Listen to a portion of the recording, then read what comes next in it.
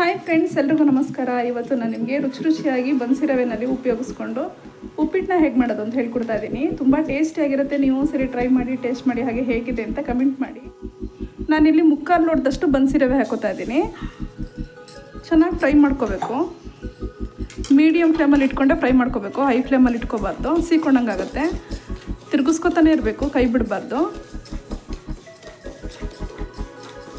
ರವೆ ಘಮ ಬರೋ ತನಕ ಕೂಡ ಫ್ರೈ ಮಾಡ್ಕೋಬೇಕು, ಡ್ರೈ ರೋಸ್ಟ್ ಮಾಡ್ಕೋಬೇಕು. ರವೆ ಉಪ್ಪಿಟ್ಟಿಗೆ 3 ರೀತಿ ರವೆನ ಉಪಯೋಗಿಸ್ತಾರೆ. ಒಂದು ಬಾಂಬೆ ರವೆ, ಇನ್ನೊಂದು ಬನ್ಸಿ ರವೆ, ಹಾಗೆ ಅಕ್ಕಿನ ಬಿಡಿಸಿ ಅದರಲ್ಲಿ ತರಿ ಮಾಡಿ ಅದನ್ನು ರವೆ ಕೂಡ ಮಾಡಿಕೊಂಡು ಅದನ್ನು ಕೂಡ ಉಪ್ಪಿಟ್ಟಿಗೆ ಉಪಯೋಗಿಸ್ತಾರೆ. ತುಂಬ ಚೆನ್ನಾಗಿರುತ್ತೆ. ಅವರೆಕಾಳು ಉಪ್ಪಿಟ್ಟಿಗೆಲ್ಲ ಅಕ್ಕಿ ತರಿ ರವೆ ಉಪ್ಪಿಟ್ಟೆ ತುಂಬ ಚೆನ್ನಾಗಿರುತ್ತೆ. ಬನ್ಸಿ ರವೆನೂ ಅಷ್ಟೇ. ಹಸಿ ಕಾಳುಗಳನ್ನ ಯಾವ್ದು ಬೇಕಾದ್ರೂ ಉಪಯೋಗಿಸ್ಕೊಂಡು ಉಪ್ಪಿಟ್ಟು ಮಾಡ್ಕೋಬೋದು, ತುಂಬ ಚೆನ್ನಾಗಿರುತ್ತೆ.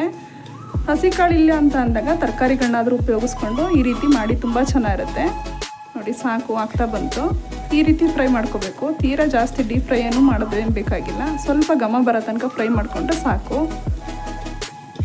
ನೋಡಿ, ಕೈ ಬಿಡ್ದೇ ತಿರುಗಿಸ್ಕೊತಾನೆ ಇರಬೇಕಿಲ್ಲ ಅಂದರೆ ಸೀಕೊಂಡಂಗಾಗುತ್ತೆ.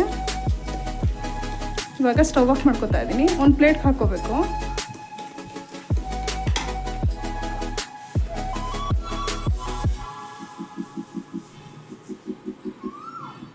ಈ ರೀತಿ ಫ್ರೈ ಮಾಡಿ ಇಟ್ಕೊಂಡಿದ್ದೀನಿ. ಇವಾಗ ಇದೇ ಬಾಣಲಿನ ಮತ್ತೆ ಬಿಸಿಗಿಟ್ಕೋಬೇಕು. ಮತ್ತೆ ಮೀಡಿಯಮ್ ಫ್ಲೇಮಲ್ಲಿ ಬಾಣಲಿನ ಬಿಸಿಗಿಟ್ಕೋಬೇಕು.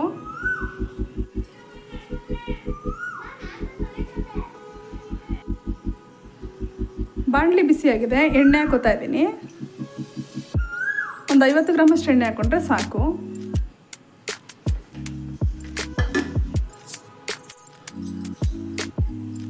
ಎಣ್ಣೆ ಕಾದಿದೆ. ಸ್ವಲ್ಪ ಸಾಸಿವೆ ಹಾಕೋತಾ ಇದ್ದೀನಿ, 1 ಸ್ಪೂನಷ್ಟು. ಸಣ್ಣ ಸಾಸಿವೆ ಹಾಕೋಬೇಕು.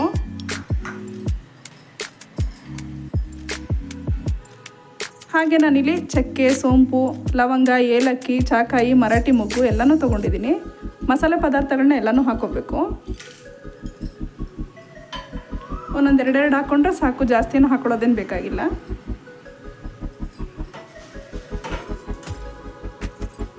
ಒಂದು ಸ್ಪೂನಷ್ಟು ಉದ್ದಿನಬೇಳೆ ತೊಗೊಂಡಿದ್ದೀನಿ. 1-2 ಸ್ಪೂನಷ್ಟು ಕಡಲೆಬೇಳೆ ತೊಗೊಂಡಿದ್ದೀನಿ. ಲೋ ಫ್ಲೇಮಲ್ಲಿ ಫ್ರೈ ಮಾಡ್ಕೋಬೇಕು, ಹೈ ಫ್ಲೇಮಲ್ಲಿ ಇಟ್ಕೋಬಾರ್ದು. ನೋಡಿ, ಸಾಕು. ಇವಾಗ ಕಡಲೆಬೇಳೆ ಎಲ್ಲ ಗೋಲ್ಡನ್ ಬ್ರೌನ್ ಆಗಿದೆ. ಇವಾಗ ಹಸಿಮೆಣ್ಸಿನ್ಕಾಯಿ ಮತ್ತು ಕರಿಬೇವು ಹಾಕೋತಾ ಇದ್ದೀನಿ.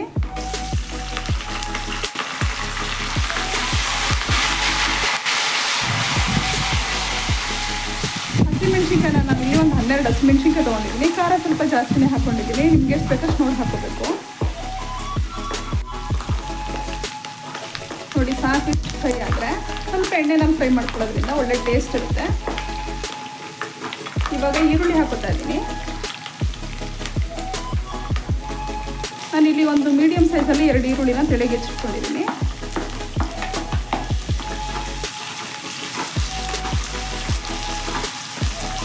ತೀರಾ ಡೀಪ್ ಫ್ರೈ ಏನು ಮಾಡೋದೇನು ಬೇಕಾಗಿಲ್ಲ, ಸ್ವಲ್ಪ ಫ್ರೈ ಮಾಡಿಕೊಂಡ್ರೆ ಸಾಕು. ಇದೇ ಸಮಯದಲ್ಲಿ ಈಗ ತರಕಾರಿ ಹಾಕೋಬೇಕು. ಆವಾಗ ಈರುಳ್ಳಿ ತರಕಾರಿ ಒಟ್ಟಿಗೆ ನೀಟಾಗಿ ಚೆನ್ನಾಗಿ ಬೇಯುತ್ತೆ. ನಾನಿಲ್ಲಿ ಬೀನ್ಸು ಮತ್ತು ಕ್ಯಾರೆಟ್ ತೊಗೊಂಡಿದ್ದೀನಿ. ಸ್ವಲ್ಪನೇ ಹಾಕೋಬೇಕು. ಒಂದು ಚಿಕ್ಕ ಕ್ಯಾರೆಟ್ ತೊಗೊಂಡಿದ್ದೀನಿ. ಒಂದು 8ರಿಂದ 10 ಬೀನ್ಸ್ ತೊಗೊಂಡಿದ್ದೀನಿ. ಹಾಗೆ ಬದನೆಕಾಯಿ ತೊಗೊಂಡಿದ್ದೀನಿ, ಒಂದು ಚಿಕ್ಕದು. ಬದನೆಕಾಯಿ ಆಪ್ಷನಲ್ಲು, ನಿಮಗೆ ಬೇಕು ಅಂದರೆ ಹಾಕೋಬೋದು, ಇಲ್ಲಾಂದರೆ ಸ್ಕಿಪ್ ಮಾಡ್ಬೋದು. ತರಕಾರಿಗಳನ್ನ ಒಗ್ಗರಣೆಯಲ್ಲೇ ಚೆನ್ನಾಗಿ ಫ್ರೈ ಮಾಡೋದಿಲ್ಲ. ಎಕ್ಸ್ಟ್ರಾ ಏನು ಬೇಯಿಸ್ಕೊಳ್ಳೋ ಅವಶ್ಯಕತೆ ಏನು ಬೇಕಾಗಿಲ್ಲ. ಇದರಲ್ಲೇ ನೀಟಾಗಿ ಫ್ರೈ ಮಾಡಿಕೊಂಡ್ರೆ ಸಾಕು. ತರಕಾರಿಗಳನ್ನ ಜಾಸ್ತಿ ಬೇಯಿಸ್ಕೋಬಾರ್ದು, ಸ್ವಲ್ಪ ಬಾಯಿಗೆ ಸಿಗಬೇಕು, ತುಂಬ ಚೆನ್ನಾಗಿರುತ್ತೆ. ಕ್ರಿಸ್ಪಿ ಇದ್ದಷ್ಟು ತುಂಬ ಚೆನ್ನಾಗಿರುತ್ತೆ. ಬದನೆಕಾಯಿ ಬೇಗ ಬೆಂದೋಗ್ಬಿಡುತ್ತೆ. ಬೀನ್ಸು ಕ್ಯಾರೆಟೇ ಸ್ವಲ್ಪ ಲೇಟ್ ಆಗುತ್ತೆ. ಹಾಗಾಗಿ ಎಣ್ಣೆಯಲ್ಲಿ ಚೆನ್ನಾಗಿ ಫ್ರೈ ಮಾಡ್ಕೋಬೇಕು. ತರಕಾರಿಗಳು ಬೇಯೋಷ್ಟರಲ್ಲಿ ನಾನೀಗ ನೀರನ್ನ ಕುದಿಸ್ಕೊತಾ ಇದ್ದೀನಿ. ಪಕ್ಕದಲ್ಲೇ ಇಟ್ಕೋಬೇಕು.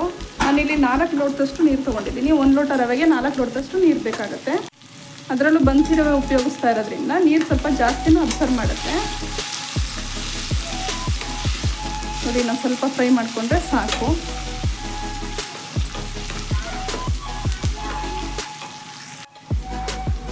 ಇವಾಗ ಶುಂಠಿ ಬೆಳ್ಳುಳ್ಳಿ ಪೇಸ್ಟ್ ಹಾಕೋತಾ ಇದ್ದೀನಿ, 1 ಸ್ಪೂನಷ್ಟು. ಮಿಕ್ಸ್ ಮಾಡ್ಕೋಬೇಕು. ಶುಂಠಿ ಬೆಳ್ಳುಳ್ಳಿ ಪೇಸ್ಟು ಹಸಿ ವಾಸನೆ ಹೋಗೋ ತನಕ ಫ್ರೈ ಮಾಡ್ಕೋಬೇಕು. ತರಕಾರಿ ಚೆನ್ನಾಗಿ ಬೇಯೋಷ್ಟರಲ್ಲಿ ಶುಂಠಿ ಬೆಳ್ಳುಳ್ಳಿ ಕೂಡ ನೀಟಾಗಿ ಫ್ರೈ ಆಗುತ್ತೆ.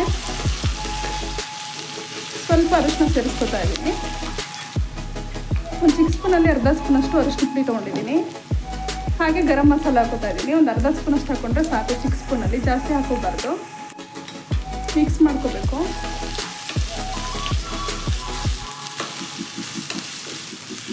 ಗರಂ ಮಸಾಲಾನ ಸ್ವಲ್ಪ ಉಪಯೋಗಿಸ್ಬೇಕು, ಜಾಸ್ತಿ ಹಾಕೋಬಾರ್ದು. ನೋಡಿ ತರಕಾರಿ ಕೂಡ ನೀಟಾಗಿ ಚೆನ್ನಾಗಿ ಬೆಂದಿದೆ. ಈ ಲೆವೆಲ್ಗೆ ಫ್ರೈ ಮಾಡ್ಕೋಬೇಕು. ಲಾಸ್ಟಲ್ಲಿ ಟೊಮೊಟೊ ಹಾಕೋತಾ ಇದ್ದೀನಿ. ನಾನಿಲ್ಲಿ ಒಂದು ದಪ್ಪ ಸೈಜಲ್ಲಿ ಟೊಮೊಟೊ ತೊಗೊಂಡು ಸಣ್ಣದಾಗಿ ಹೆಚ್ಚಿಟ್ಕೊಂಡಿದ್ದೀನಿ. ಟೊಮೊಟೊ ಕೂಡ ನೀಟಾಗಿ ಮೆತ್ತಗಾಗೋ ತನಕ ಫ್ರೈ ಮಾಡ್ಕೋಬೇಕು. ಇದಕ್ಕೆ ಹಸಿ ಬಟಾಣಿ, ದಪ್ಪ ಮೆಣಸಿನ್ಕಾಯಿ, ಆಲೂಗೆಡ್ಡೆ ಏನು ಬೇಕಾದರೂ ಯೂಸ್ ಮಾಡ್ಬೋದು. ತರಕಾರಿ ನಿಮ್ಗೆ ಯಾವ್ದು ಇಷ್ಟ ಆಗುತ್ತೋ ಅದನ್ನು ಉಪಯೋಗಿಸ್ಬೋದು.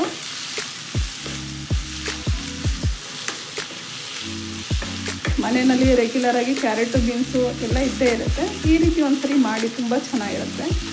ಮೈಲ್ಡಾಗೂ ಕೂಡ ಇರುತ್ತೆ. ಬಿಸಿ ಬಿಸಿಯಾಗಿ ತಿಂತಾ ಇದ್ದರೆ ತುಂಬ ಚೆನ್ನಾಗಿರುತ್ತೆ. ಸಾಕು, ಇಷ್ಟು ಫ್ರೈ ಮಾಡಿಕೊಂಡ್ರೆ ಇವಾಗ ರುಚಿಗೆ ತಕ್ಕಷ್ಟು ಉಪ್ಪು ಹಾಕೋಬೇಕು. ನಾನಿಲ್ಲಿ ಕಲ್ಲುಪ್ಪು ತೊಗೊಂಡಿದ್ದೀನಿ. ಸ್ವಲ್ಪ ಉಪ್ಪು ಹಾಕ್ಕೊಂಡ್ರೆ ಸಾಕು. ಇವಾಗ ನೀರು ಹಾಕೋತಾ ಇದ್ದೀನಿ.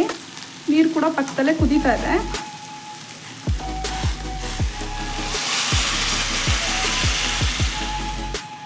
ನಾಲ್ಕು ಲೋಟದಷ್ಟು ನೀರು ಹಾಕ್ಕೊಂಡ್ರೆ ತುಂಬ ಮೃದುವಾಗಿ ಚೆನ್ನಾಗಿರುತ್ತೆ.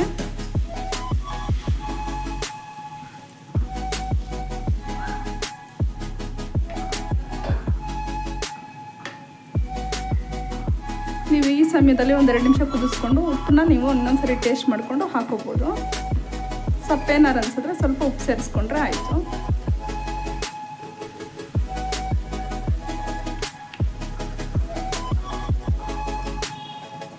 ಉಪ್ಪು ಕೂಡ ಕರೆಕ್ಟಾಗಿದೆ. ಇವಾಗ ರವೆ ಹಾಕೋತಾ ಇದ್ದೀನಿ. ನಿಧಾನವಾಗಿ ಹಾಕೋಬೇಕು. ಫ್ಲೇಮ್ನ ಹೈಲಿ ಇಟ್ಕೊಂಡೇ ಹಾಕೋಬೇಕು. ಎಗರು ಬಿಡುತ್ತೆ, ನೋಡಿ ನೋಡಿ ಹಾಕೋಬೇಕು. ಈ ರೀತಿ ಹಾಕೊಳ್ಳೋದ್ರಿಂದ ಉಪ್ಪಿಟ್ಟು ಗಂಟು ಬರಲ್ಲ.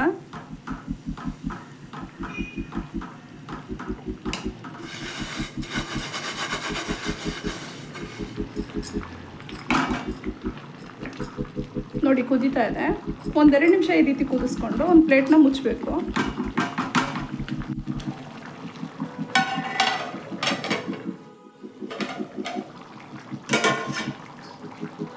ನೋಡಿ ನೀಟಾಗಿ ನೀರು ಕಮ್ಮಿ ಆಗಿದೆ.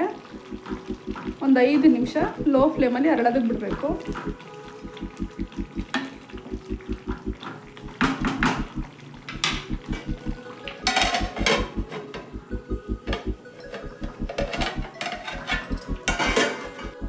ನೋಡಿ ನೀಟಾಗಿ ಹರಳಿದೆ. ಇವಾಗ ಕೊತ್ತಂಬರಿ ಸೊಪ್ಪು ಮತ್ತು ತೆಂಗಿನಕಾಯಿ ತುರಿ ಹಾಕೋತಾ ಇದ್ದೀನಿ. 1 ಹಿಡಿಯಷ್ಟು ಕೊತ್ತಂಬರಿ ಸೊಪ್ಪು, ಒಂದು ಅರ್ಧ ಒಳಷ್ಟು ತೆಂಗಿನಕಾಯಿ ತುರಿ ತೊಗೊಂಡಿದ್ದೀನಿ.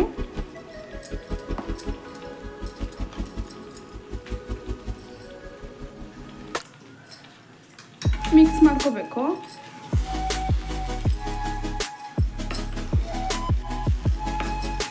ನೋಡಿ ನೀಟಾಗಿ ಆಗಿದೆ.